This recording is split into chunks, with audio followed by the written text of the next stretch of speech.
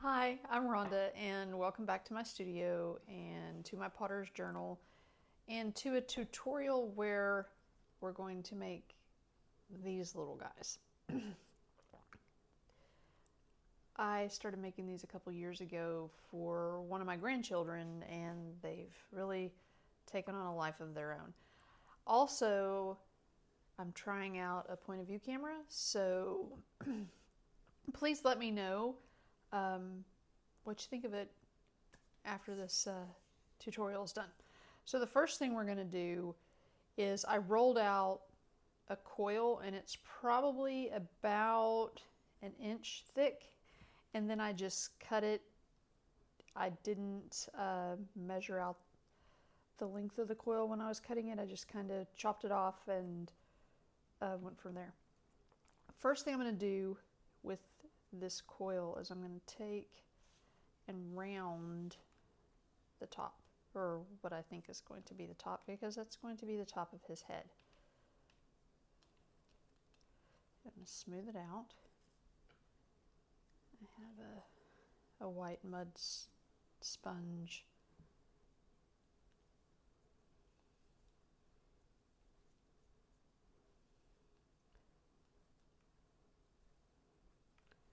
Maneuver it till that looks pretty good.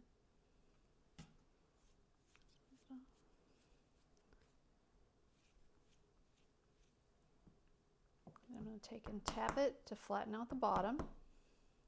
And when I do that, it kind of, I don't know if you can tell, it's got a little bit of a bow.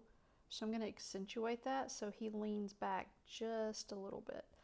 And if you look at this little guy, you can kind of tell he has just a little bit of lean. Make him a little sassy. Or her. Could be a female ghost. I don't know yet. We haven't gotten there.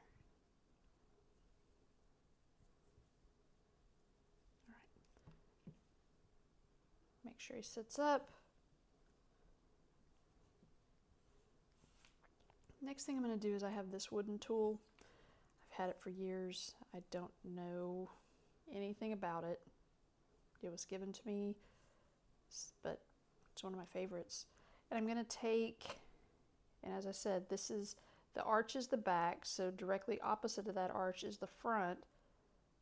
And I'm just going to take and make some little divots right there, because as you can tell, we have to have a space to put the shoes. This one might be a little bit easier to tell.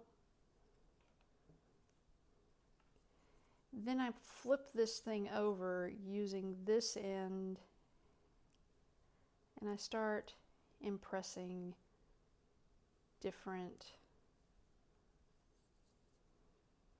what I would call folds, because that's where the material would lay. If this was actually, in my mind, these are children wearing sheets dressed up as ghosts. That's why they have shoes. A real ghost wouldn't need shoes. I'm going to take this ball tool and come in between the divots, give it just a little bit more texture. You can do as much or as little as you like. It's really personal preference.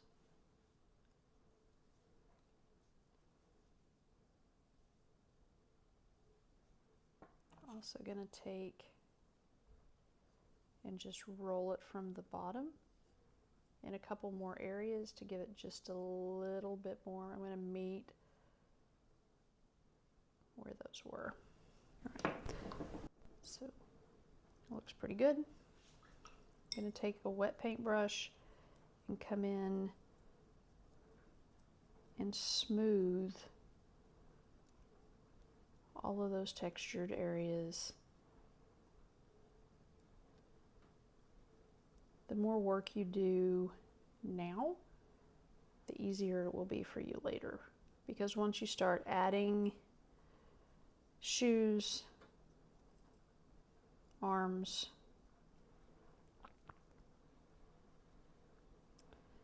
if you give the ghost something that it's holding, or if you place something on its head, you don't want to manipulate it as much as I am doing it now.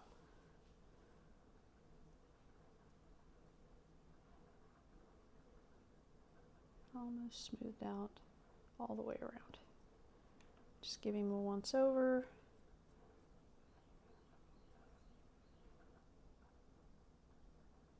All right. I think fix his head because I gripped him a little bit too much. Sitting back down, he sits up straight. Next thing I'm going to do is I'm just going to take a piece of clay, roll a coil,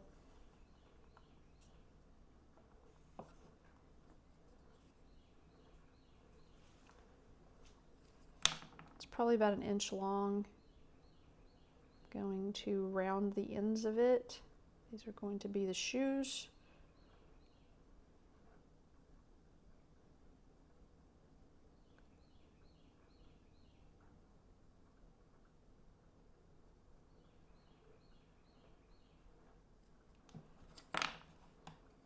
I'm going to cut. They're probably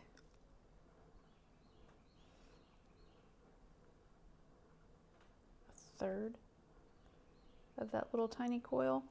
And I'm going to flatten the end that I did not round. I'm going to take our ghost, a wire, scratch tool,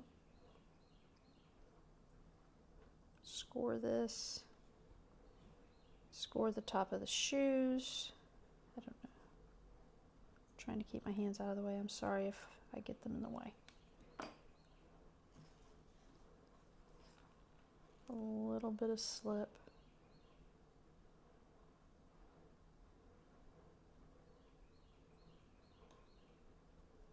And come in,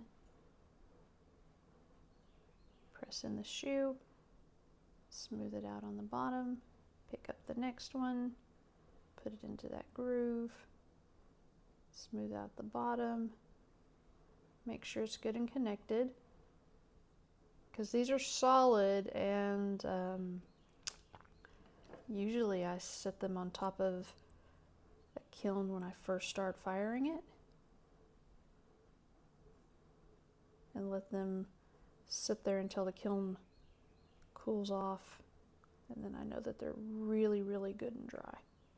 So I'm cleaning up the slip. Got a fingerprint on him. All right.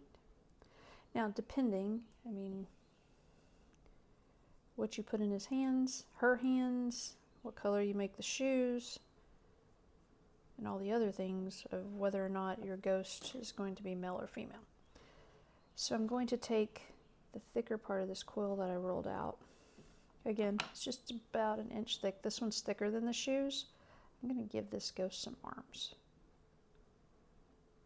So around the ends. I do this when it's one piece because it's easier to manipulate this larger piece than trying to manipulate 2 little tiny pieces. Since this is arms, I'm going to cut that one directly in half. Flatten out the end that's not rounded.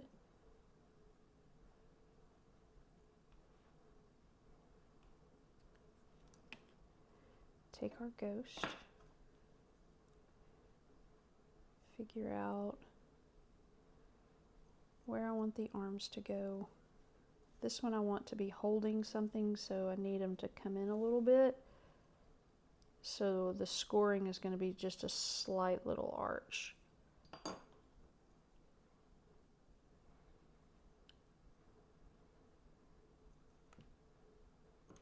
Gingerly lay that down.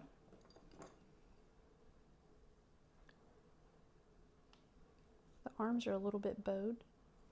There's a little bow to it, so I'm going to score the inside of the arm. like so.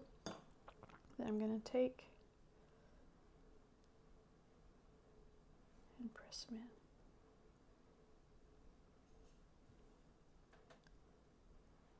Press them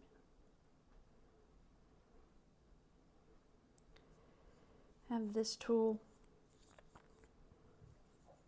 and I'm going to just get a little bit wet and then come in and blend that just a little bit on both sides. Working the clays together.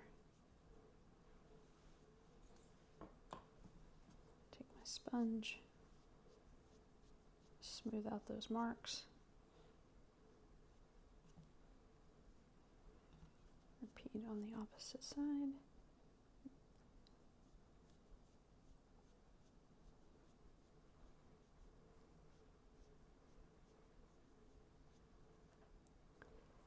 So now we really do have a little ghost blank, and we can decide how, if we want to, we have a little bit of give in the arms. You can wiggle them a little bit if you like, but you want that give. You don't want them to be completely attached, because we haven't decided what we're going to put in its hands yet. Not that you have to put anything in its hands, but if you're going to put something in its hands, you want to be able to manipulate the arms. So we have this little guy who has the little blue bird in its hands, and then you have this little guy who has the bird on its head. So I'm going to stay with the bird theme, and I'm just going to sculpt a bird with my hands.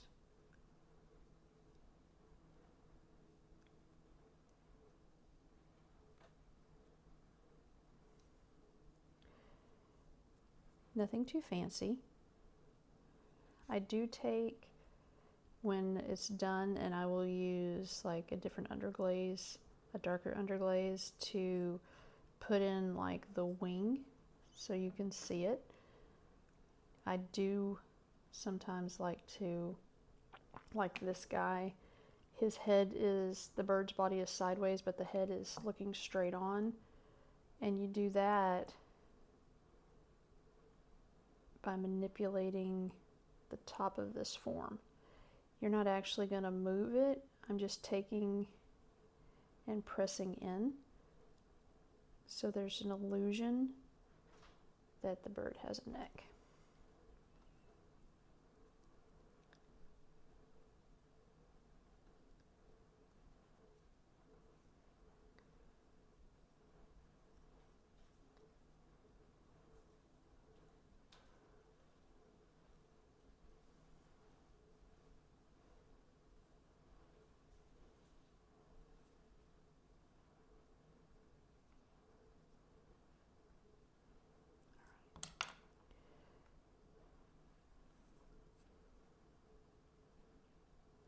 A little bit too fat, so I'm going to take my knife, I'm going to cut the back of the bird off, because we don't need it, but make sure that if you do that, that you do go in before you attach it and round those sharp edges off. That way you don't have to do it after the fact.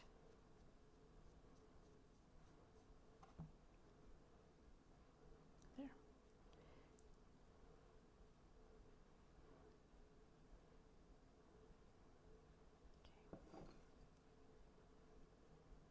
Score him. Come in here. I can kind of tell where he fits, because when I pressed him up against the body, it left a slight mark.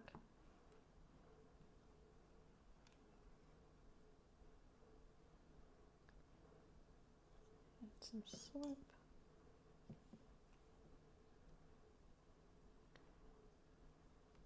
I need to adjust the arms down just a little bit, because I still haven't given our ghost eyes, and I don't want to cover up where the face would be. Come in and clean up my mess. I clean as I go.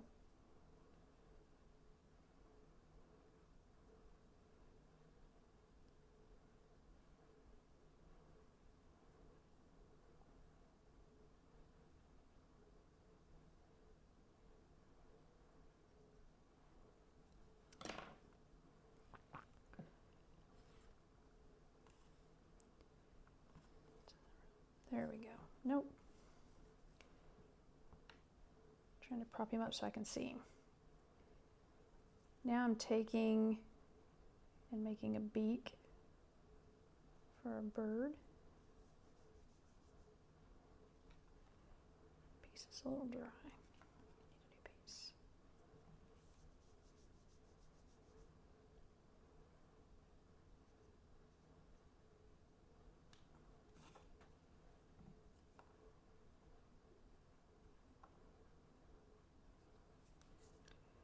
I'm going to just use my knife and score the end of this. Come in.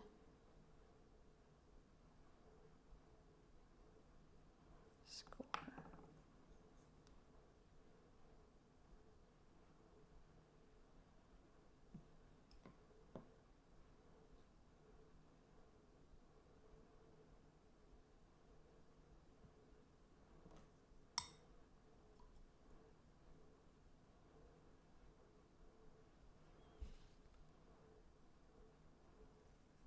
Clean that up.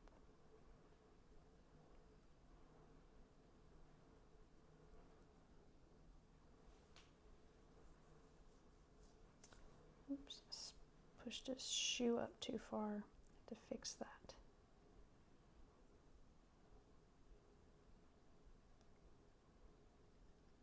There we go. All right.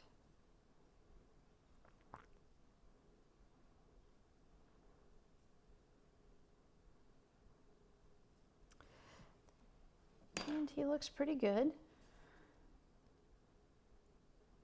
The next thing I need to do is give him some eyes, and I have this little pounce. It's just a piece of terry cloth material with some cornstarch in it. You could use a brush of cornstarch with cornstarch, completely your choice. I'm going to use my ball tool again, or yeah, ball tool, and then just come and give him some eyes.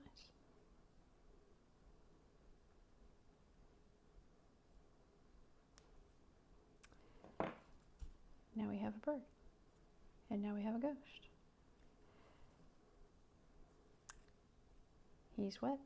He is bone dry.